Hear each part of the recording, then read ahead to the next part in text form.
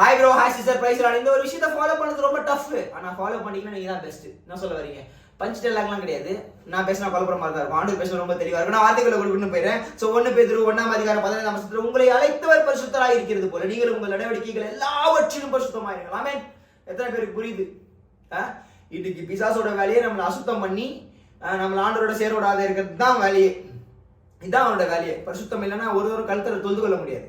அப்ப நம்ம போக முடியாது, ஆண்டுகிட்ட போக மாட்டோம். இன்னைக்கு அந்த கில்ட்டி காட்சி சரி தான் அந்த பாவம் பண்ண திரும்பி ஆண்டுகிட்ட போனா மன்னிப்பாரா, சரி ஓகே இவன் கூட போயிடலான்னு சொல்லி இவன் கூட போய் உழுந்துருது அதே பாதாளத்துல.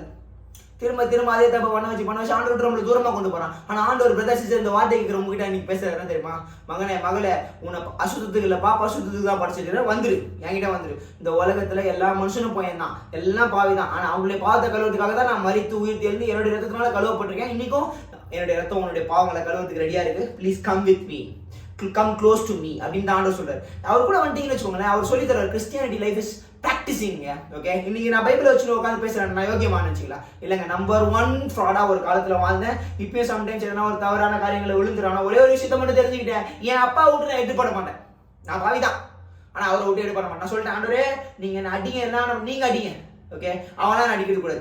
நான் நான் அவனை எதிர்த்து உங்ககிட்ட வந்து உங்க கூடயே இருந்து நான் ஜெயிக்கணும் ஆண்டவரே அவனை. ஏன்னா அவர் ஆல்ரெடி சிலுவையில ஜெயிச்சிட்டாரு நமக்காக எல்லாத்தையும். ஸோ அதனால பிரதர் சிஸ்டர், நீங்க என்ன விதமான பாவத்துல இருந்தாலும் சரி அவர்கிட்ட வாங்கல, அப்படியே க்ளோஸ் ஆகுங்க. ஹி வில் டீச் யூ எப்படி அதில் தப்பிக்கணும்னு அவர் சொல்லி கொடுப்பாருங்க. ஏங்க ஒரு கிரேட் காடுங்க, வேற மாதிரிங்க. சிம்பிளா சொல்லணும், please come with god. Okay, அவரை விட்டு எடுபடாத நல்ல பங்கு தெரிஞ்சுக்கோங்க. இருக்கிற காரியங்களை விட்டுவாங்க, ப்ராக்டிஸ் பண்ணுங்க. It's practising. ஓகே, முடிஞ்ச அளவுக்கு பண்ற பாவங்கள்ல இருந்து வெளியே கொஞ்சம் கொஞ்சமா வெளியே வாங்க. அதுக்காக பண்ணிட்டே இருக்குன்னு சொல்ல வரல. Try to close to the god. அவர்கிட்ட போனீங்கன்னா அவரே உங்களை விட்டு அதை அப்படியே நைஸா கொண்டு வருவாரு.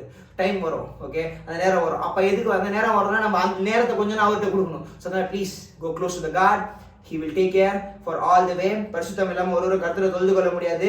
அப்ப நம்ம இன்னைக்கும் போய் ஆண்டுட்டு சும்மா பாவம் போனா அவர் கேட்பாரானா? கண்டிப்பா அவர் இன்னைக்கு கேட்டுதான் உங்ககிட்ட பேசுறாரு. மொத்தமா வாடா செல்ல குட்டி அப்படின்னு கூப்பிடுறாரு. செல்லமே மகளே மகனே அப்படின்னு சொல்லி கூப்பிடுறாரு. கேட்டுதான் தயவுசெய்து போயிடுங்க. அடுத்த வசனம் கூட, நான் பரிசுத்தர் ஆகியால் நீங்களும் பரிசுத்தமா இருங்கள் என்று எழுதி இருக்கிறதே வசனம். ஆமா, அவர் பரிசுத்தரா இருக்காரு. அப்படின்னா அவரோட புள்ளிங்க நம்மளும் பரிசுத்தமா இருக்கும்ல. பெருசோட புள்ளிங்கன்னா நம்ம இல்லையே, ஆண்டவர் படிச்ச புள்ளிங்க அவர் பின்னாடி போயிட்டு அப்படிலாம் இருக்கக்கூடாது. ஸோ அதனால ப்ளீஸ் ஆண்டவர் பின்னாடி வாங்க. அவர் உங்களை குறிச்சு வச்சிருக்க திட்டங்கள் காரியங்கள் எல்லாத்தையும் சொல்லி கொடுத்து அதிசீக்கிரத்தை உங்களுடைய வாழ்க்கையில நடத்த அவர் அதிக வல்லவராக இருக்காரு. அது எப்பன்னா நம்மளும் பரிசுத்தமா அவரோடு கூட ப்ராக்டிஸ் பண்ணி அவர் கூடயே இருந்தோம்னா தான் அவர் பண்ற வேண்டிய காரியங்களை பண்ணி வச்சுட்டு போயிட்டே இருப்பாரு. இன்னைக்கு தடைப்படுதுன்னா இதுதான் காரியம், நம்மளே தான் தடை பண்ணிக்கிறோம். புரியுதா உங்களுக்கு? ஸோ புரியல, திரும்ப கேளுங்க. கருத்து உங்களுக்கு தெளிவா புரிய வைப்பாரு. இந்த நாள் இல்லாம வீட்டு கருத்துருக்கு சோதரம். மாமே அழலியா. Love you.